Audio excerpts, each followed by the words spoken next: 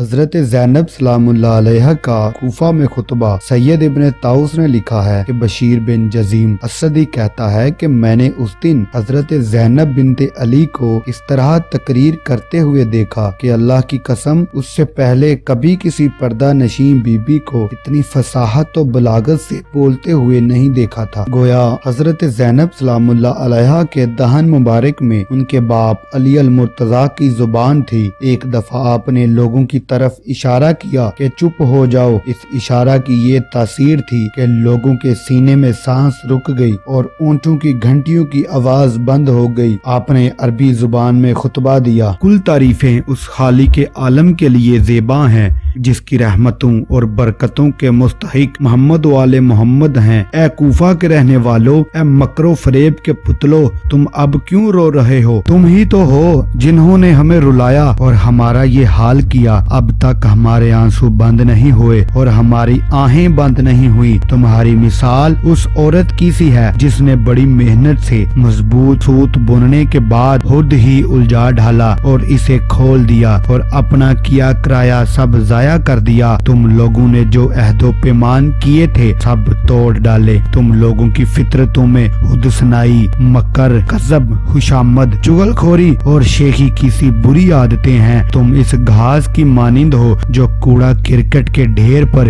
نجاست کے درمیان اگائے۔ تمہاری مثال اس چاندی کی سی ہے جو قبر پر میت کو کوئی فائدہ نہیں دیتی۔ تم نے اپنی کرتوتوں سے غضب الہی کو بھڑکایا۔ اب تم جہنم میں داخل ہو گئے۔ کیا تم ہمارے لیے پھوٹ پھوٹ کر روتے ہو؟ باخدا اب تم بہت رو اور کم ہنسو اس بدنما داغ کے سبب جو اپنے ہاتھوں تم نے اپنے اوپر لگایا ہے۔ قیامت تک اس آلائش کو نہیں دھو سکتے کیونکہ تم نے اپنے رسول کے فرزند سید جوانان اہل جنت کو قتل کیا ہے۔ ایسے بزرگوں کا خون اپنے ذمہ لیا ہے اور بہایا ہے جو تمہارے لیے میدان جنگ کی پشت پناہ، تمہارے ہول کا معین، تمہاری صداقت کا کفیل، تمہاری جراحتوں کا طبیب، بلاؤں کی پناہ گاہ، تمہارے دلائل کی قوت، تمہارے براہین کی علت اور تمام طریقوں کا رہبر تھا۔ اے کوفیو، جرم عظیم تم نے اپنے ذمہ لیا، نہایت خوفناک توشہ اپنے لیے قیامت کا جمع کیا، ہلاکت و بربادی کا باعث اپنے لیے ٹھہرایا۔ تم تباہی کے بھنور میں داخل ہو گئے ہو جس سے نکلنا ممکن نہیں کہ تم غضب الہی کے مستحق ہو گئے ہو۔ افسوس اے کوفیو،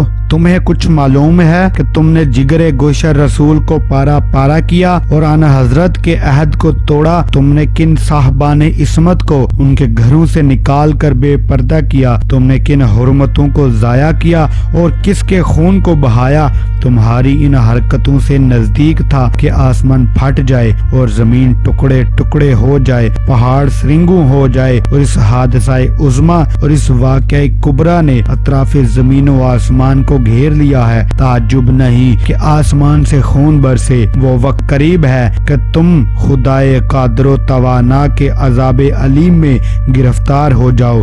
یہ مہلت جو تمہیں ملی ہے اس پر ہوش و مطمئن نہ ہو کہ خدا تعالی مطلق امور انتقام میں جلدی نہیں کرتا اور وقت گزر جانے کا اس کو خوف نہیں، کیونکہ خدا سبحانہ و تعالی ہمیشہ مجرموں کی طاق میں ہے۔ پھر آپ سلام اللہ علیہ نے یہ اشعار پڑھے۔ جب رسول خدا تم سے پوچھیں گے تو تم کیا جواب دو گے؟ تم بہترین امت تھے۔ تم نے ہمارے اہل بیت، ہماری اولاد، ہماری اطرت کے ساتھ کیا کیا؟ کیا ان کو تم نے اسیر کیا اور ان کو تم نے خون آلودہ کیا؟ کیا میری تمام وصیتوں اور نصیحتوں کی یہ جزا تھی کہ تم ہمارے خونی رشتہ داروں کے ساتھ میرے بعد بری طرح پیش آئے؟ بشیر بن جزیم اسدی کہتے ہیں کہ خدا کی قسم میں نے دیکھا کہ حضرت زینب خاتون سلام اللہ علیہ کے اس کلام معجز نما کو سن کر کوفہ اور شام والوں میں سناٹا چھا گیا۔ ان کے دل دہل گئے، آنکھیں اشکبار ہو گئی، خیرت سے انگلیاں دانتوں میں دے لی۔ پس میری نظر ایک بوڑھے مرد پر پڑی جو قریب ہی کھڑا تھا۔ وہ اس شدت سے رو رہا تھا کہ اس کی داڑھی آنسوں سے تر ہو گئی۔ وہ کہہ رہا تھا، میرے ماں باپ آپ پر فدا ہو جائیں، آپ کی نسل کل دنیا دنیا کی نسلوں سے افضل ہے،